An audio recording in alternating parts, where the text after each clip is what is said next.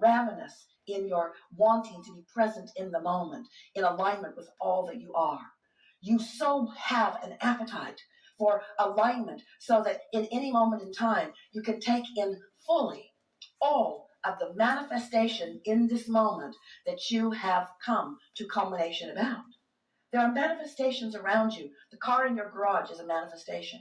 And some of you like that manifestation, and some of you are embarrassed by that manifestation. But we want you to understand it's not just the things that are manifestations, manifestations meaning evidence of ongoing vibration.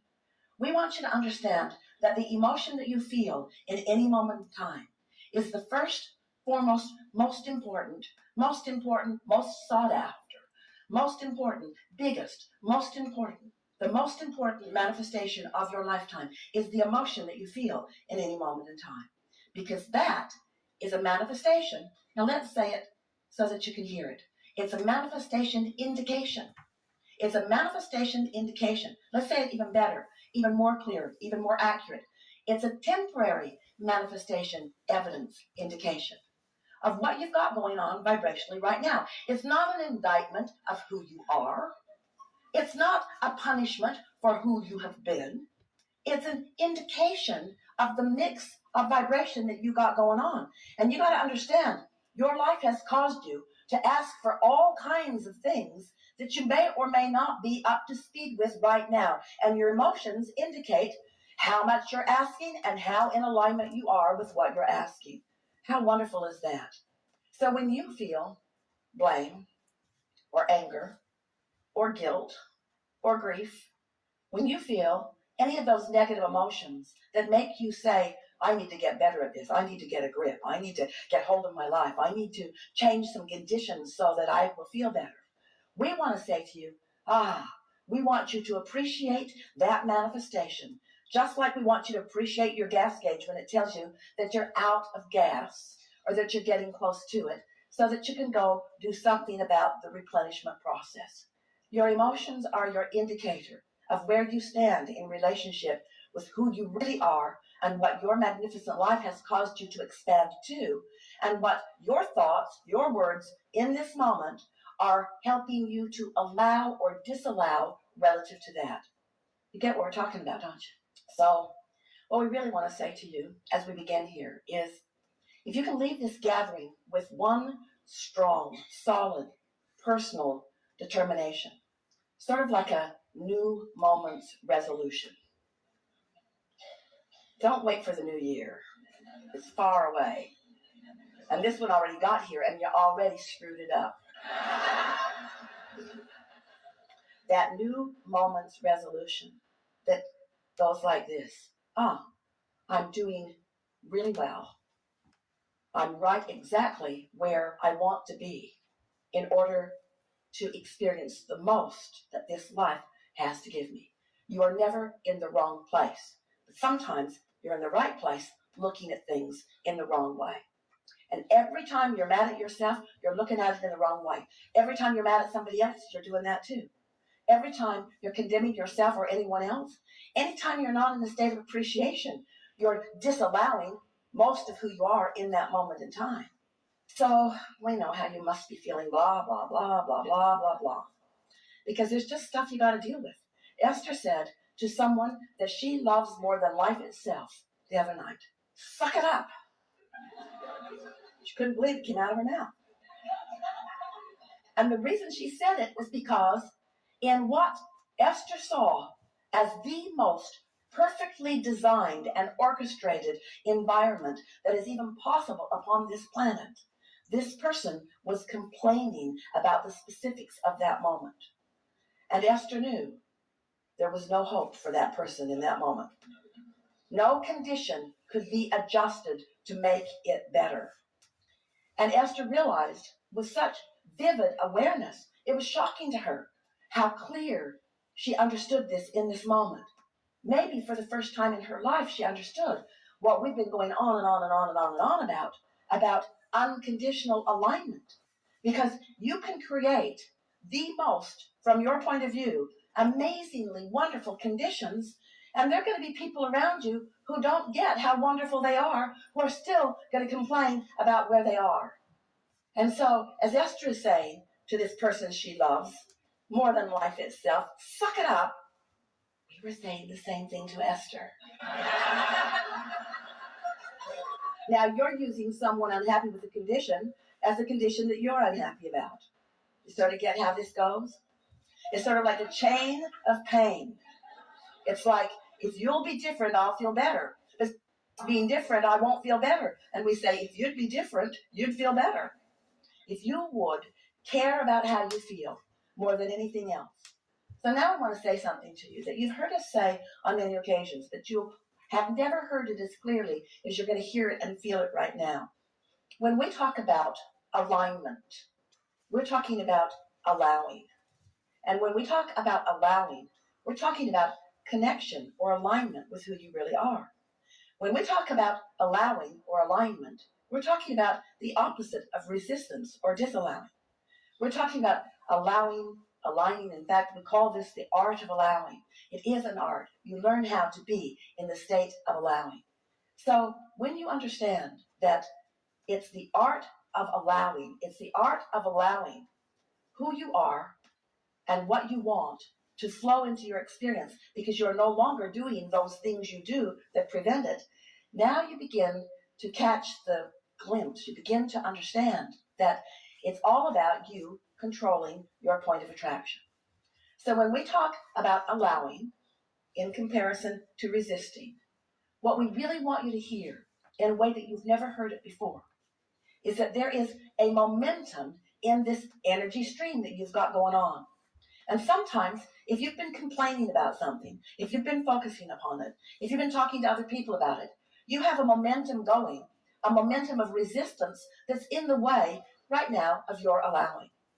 But what we really, really, really want you to understand is that you were born with such a stream, a powerful stream, a momentum of well-being that you cannot ever disconnect yourself from that stream of well-being. It's dominant. Oh, you can pinch yourself off and you can make yourself miserable and you can cry and complain that it really isn't necessary. You can feel as bad as you decide you're willing to let yourself feel, or you can decide to feel as good as you are willing to let yourself feel. But we want you to understand that it's your choice, and it's time to stop giving the blame to the circumstances that you can't control for the way you feel, when there is so much about the way you feel that you can control. So here's the piece that we know will help you with that.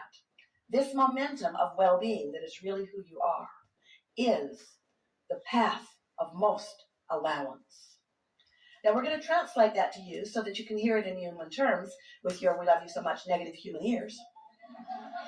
The path of least resistance is the same thing as the path of most allowance. And what that means, and people around you are not going to like hearing it from you very much, so don't say it out loud, just know it. Or say it and get ready for the trouble it will make for you. We want you to just try for a little while to practice for yourself the path of least resistance. And what that means is not putting up with conditions that detract you from your alignment. Not demanding that others change, because they're not going to change for you. If they could change, they'd do it for themselves. Don't ask others to feel good just because it feels good to feel good. Feeling good is just far too big a price that some people are not willing to pay. In other words, sometimes they've just got enough momentum going that they just can't feel good. Sometimes the circumstances just feel so big that it feels like you just can't get around it, but you can. You can every single time. And what you want to do, you want to start practicing the path of least resistance. So what that means is, let's just throw out some screwy examples. So there's a bunch of you trying to decide where to go to dinner. And everybody's got a different idea. And you've always been a sort of harmony person. You sort of are like a chameleon. You go with the flow. You don't make a big deal out of it. You're willing to go just about anywhere because you're going for the food, but you're going for the fun. And so, but they're all bickering about where they want to go and what they want to eat. The path of least resistance is to get in your car and go away from them. That's the path of least resistance. Don't stand there and ask them to be good. They're not practiced at that. They're not practicing harmony. So, okay, Abraham, what are you saying? So there's a group of significantly selfish people, and you tell us that selfishness is good, and they cannot come to agreement on what they want to eat, and we say, well, maybe they can come to agreement. We're just saying if they don't, you come to agreement with what you want to eat and go eat it. Then you say, but wait, I don't want to be alone. We say, then you're in trouble. Because if you decide you don't want to be alone, then sometimes what that means is I'm going to follow the path of most resistance in order to not be alone. So as this day goes forward, we'll play with this a little bit. And as the next days of your life go forward, we think it would be a good idea if you practice it a little bit, where you just decide moment by moment, especially when you bump up against something, what is the path of least resistance? If you've got a drawer, Esther calls it her everything drawer. She actually has a room like that too. She actually has a room everywhere she lives, sort of like that. It's sort of a staging room. It's sort of a room where things that don't need to be tended to right now are. And she tells you, if you come to her house, don't go in that room, it can hurt you. But if you've got a drawer, and every time you open it, it frustrates you, it gives you frustration because you can't find anything in it, the path of least resistance might be to clean out the drawer. To just take a little bit of time and clean it up. So we want you to understand that we are not encouraging you to run away from conditions that are not pleasing, not forever. Eventually, we do want you to clean out the drawer. But in the middle of your frustration, that's not the time to do it. In the middle of your frustration, that's not the time to clean out the drawer. You won't have your wits about you. You'll throw things away that you're going to need later. You won't remember where you put them. You'll clean it out, it'll be worse. That's why you keep not cleaning it out. Last time you cleaned it out, you couldn't find anything for a month. So what we're getting at here is we want you to find some way of discovering for yourself, because no one else can discover it for you, what is the path of least resistance here and now? In other words, what is the path of most allowing? What can I do? What can I say? Where can I be? What can I think that will allow the most of me to be present?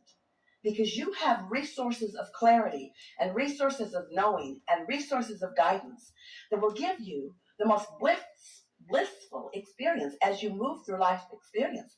We can't even define how magnificent it will be. The orchestration of well-being on your behalf is so sublime. Every now and again, something will happen that Esther just finds so amazing, and we'll say, are you kidding? That's child's play. We're keeping your Earth spinning in perfect proximity to other planets. In other words, the well-being, the orchestration, the continuation of well-being on your behalf.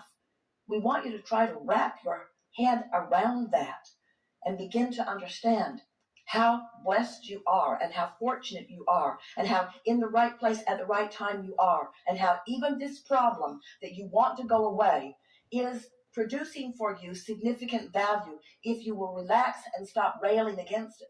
Stop condemning yourself for being in the middle of it. Stop condemning anybody else who's in the middle of it. And instead accept it as an indication of a pattern of vibration that you're working the bumps out of in order to live your blissful life experience. So did you hear what we said? Do you get it? That we don't want you anymore to try to control conditions in order to feel good. We want you to get out ahead of them. Our favorite question that anyone ever asked us and the favorite answer that we gave them, this person said, Abraham, how do you get rid of doubt? And we said, you get rid of it before it starts. You get rid of it before you get it, which was totally annoying to everyone who heard it. Because when you've got it, it's too late. Abraham, what are you talking about? Get rid of something that I've got before I've got it? You crazy ghost. How can that be? I've got it. I need to get rid of it.